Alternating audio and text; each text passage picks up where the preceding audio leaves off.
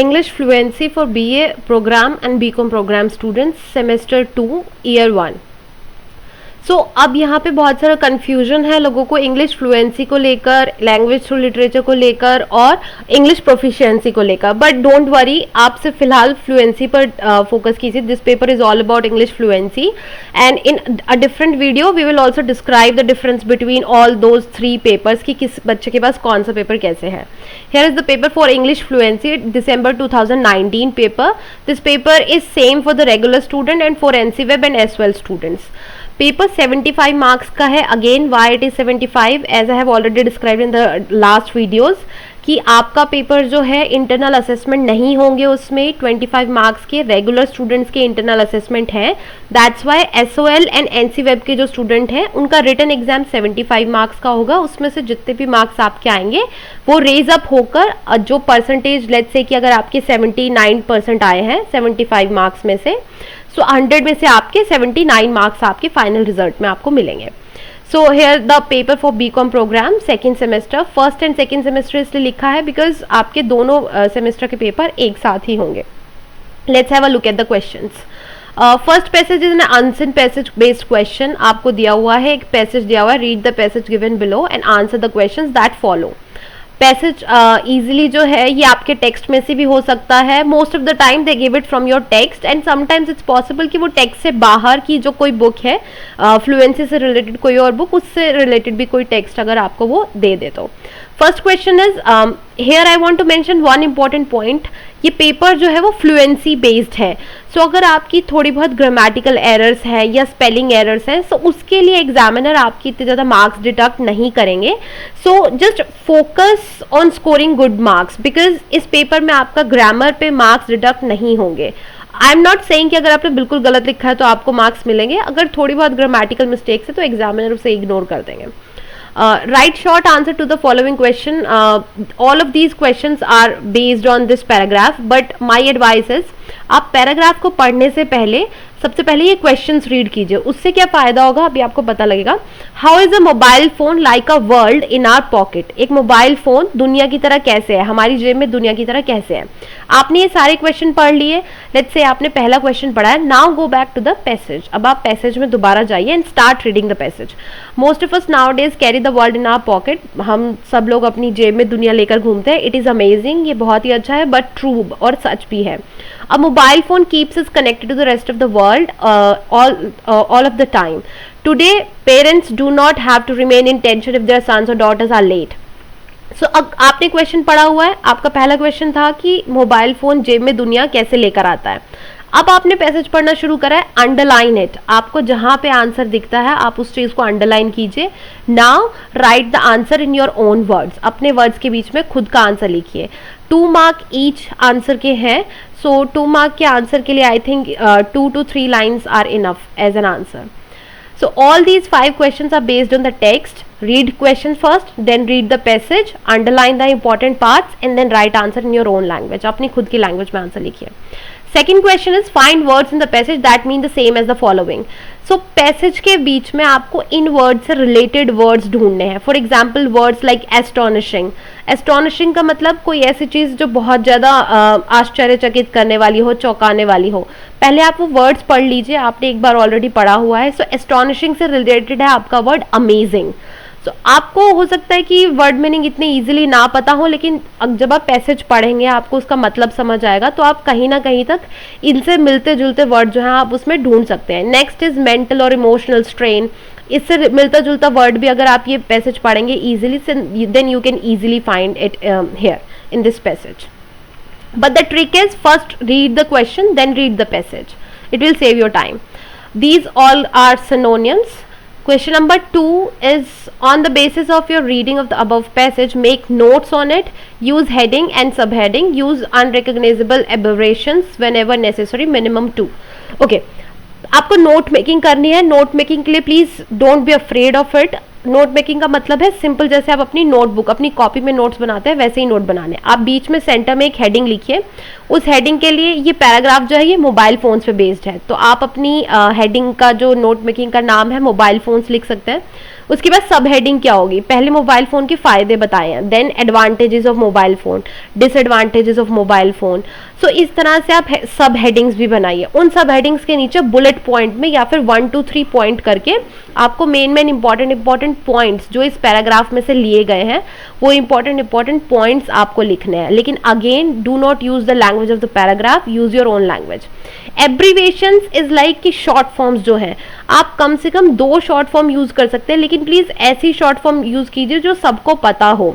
For example congratulation की short form Congo, CONG dot, ये सबको पता है, then you can use it. But आप कोई ऐसे खुद से बनाई हुई एब्रीवेशन यूज ना करें जो एग्जामिनर को समझ ना आए, then they will deduct your marks.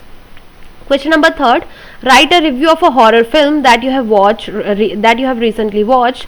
Write a review of a book that you have recently enjoyed reading. So अब ये रिव्यू राइटिंग है। रिव्यू इज सिंपल जो आपने पढ़ा है, जैसे न्यूज़पेपर के बीच में भी रिव्यू राइटिंग्स आते हैं कि आप किसी चीज़ के बारे में पढ़ के आप बताइए कि आपने वो मूवी देखी है या वो बुक पढ़ी है, आपको उसमें ये अच्छा लगा, ये चीज़ आपको बुरी लगी, उस मूवी में ये एक्टर हैं। अगर आप बुक के बारे में लिख रहे हैं तो उस बुक में ये कैरेक्टर्स हैं, इन लोगों के बारे में बात हो रही है। उस मूवी का डायरेक्टर कौन है, अगर बुक के बारे में है तो बुक का राइटर कौन है, आपको उसको पढ़ के खुशी हुई, दुख हुआ या हंसी आई, मूवी देख के आपको कैसा फील हुआ, ये सारी चीज़ें आप उस रिव्यू के बीच में अपना लिखिए। रिव्यू मीन्स कि आप बस अपना ओपिनियन दे रहे हैं कि वो चीज़ पढ़ के आपको कैसी लगी, अच्छी लगी या बुरी लगी, खराब लगी, कैसी लगी। 15 वर्ड्स का है, इसके लिए कोई भी टाइटल हेडिंग वगैरह आपको यूज़ करने की ज़रूरत नहीं है। अगर आप फिर भी चाहते हैं, लेट्स से कि आपने मूवी तलाश देखी, तो आप सबसे ऊपर टाइटल में तलाश मूवी रिव्यू ऐसा करके लिख सकते हैं। और अगर आपने बुक पढ़ी है, लेट्स से कि आपने बुक पढ़ी है रस्किन बॉन्ड, सो आप उस बुक का ऊपर टाइटल लिख के और नीचे अपना पैराग्राफ, सिंपल पैराग्राफ जैसे समरी लिखते हैं उसी तरह के पैराग्राफ में आप अपना आंसर लिख सकते हैं। Question number 4, you witnessed a case of road rage. Road rage mean सड़क पर अगर किसी का झगड़ा हो जाए तो। While coming home from college से घर वापस आते हुए, write an FIR sharing all the relevant information about the incident. Next question, you are dissatisfied with the marks you scored in the previous semester. Write an RTI asking for the marking criteria that was used for evaluating your answer script.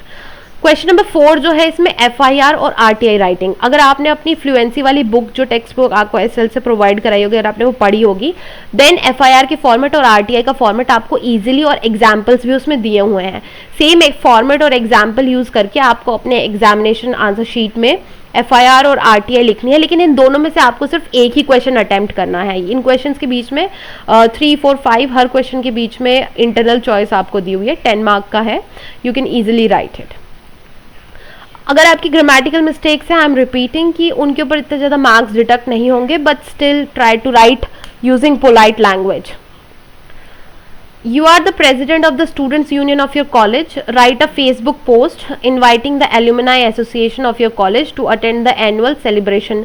So अब आपको Facebook post लिखनी है अपनी। Facebook post में जिस तरह से हम हैशटैग्स और नॉर्मल कॉमन जिस तरह से आप एक फेसबुक पोस्ट लिखते हैं, आपके जो SOL का सिलेबस जो आपको दिया है, बुक जो दी है, उसमें भी एग्जाम्पल्स दिए हुए हैं। आप अपनी तरफ से हैशटैग डाल सकते हैं और इनफॉर्मल लैंग्वेज जो है आप वो यूज़ कर सकते हैं।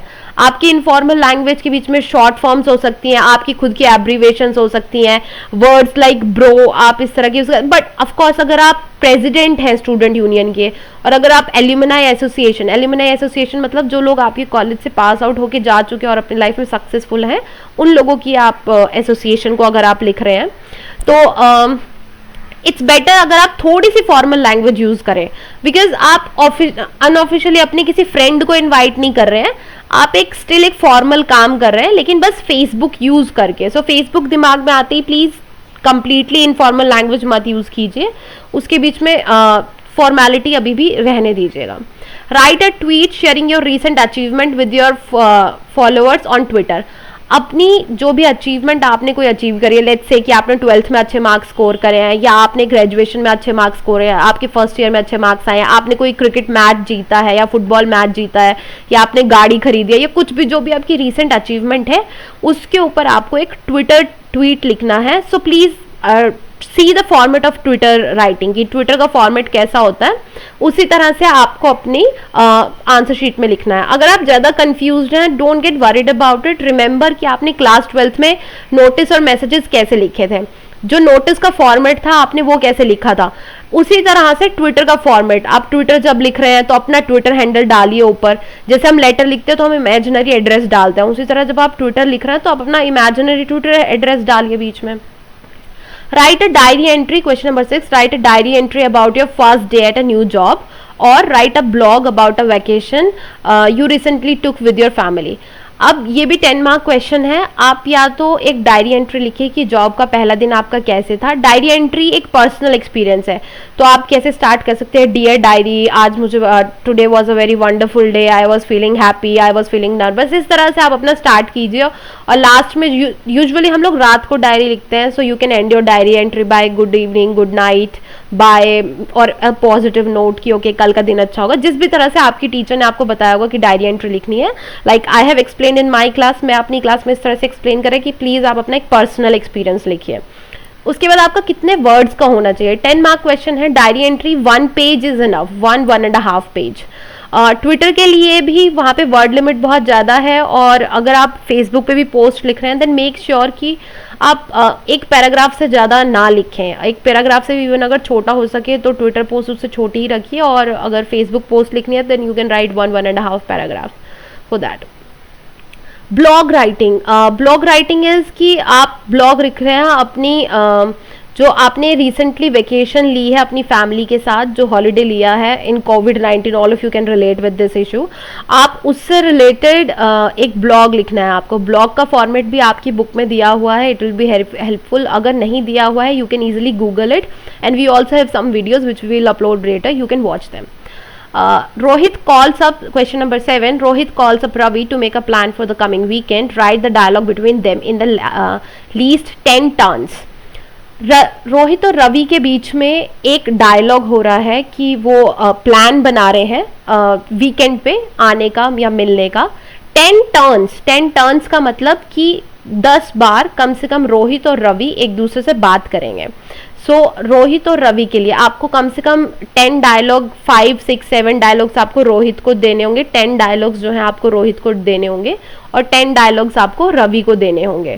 So total almost 20 dialogues. वो डायलॉग्स 1 लाइन के हो सकते हैं, 2 लाइन के हो सकते हैं, 3 लाइन के हो सकते हैं, प्लीज उससे ज़्यादा मत लिखिएगा। और 1 वर्ड डायलॉग्स भी हो सकते हैं, like okay, thank you, I will come, इस तरह के डायलॉग भी एक टर्न में काउंट होंगे। So 10 turns means 10 times Rohit and 10 times Ravi. Next question is, you are the editor of your college magazine, interview the Indian economist who won the Nobel Prize in economics, write at least 10 turns. So अब आप एक interview लिख रहे हैं, यहाँ पे informal conversation है, dialogue writing है 2 फ्रेंड्स के बीच में, और यहाँ पे इंटरव्यू है। सो जाहिर सी बात है जब आप डायलॉग राइटिंग लिख रहे हैं 2 फ्रेंड्स के बीच में, तो वहाँ पे आपकी जो लैंग्वेज है वो hello, hi, hi bro, hi buddy, will you meet, इस तरह की लैंग्वेज आप यूज कर सकते हैं उस डायलॉग राइटिंग के बीच में। लेकिन जब आप एक फॉर्मल इंटरव्यू लिख रहे हैं तो आपको अच्छे से इंट्रोडक्शन देना होगा। इंट्रोडक्शन मीन्स कि आपको अच्छे से, जो भी इकोनॉमिस्ट है, लेट्स से उनका नाम राजीव है, सो आपको अच्छे से बोलना होगा, hello mister Rajiv, how are you feeling after winning Nobel prize in economics.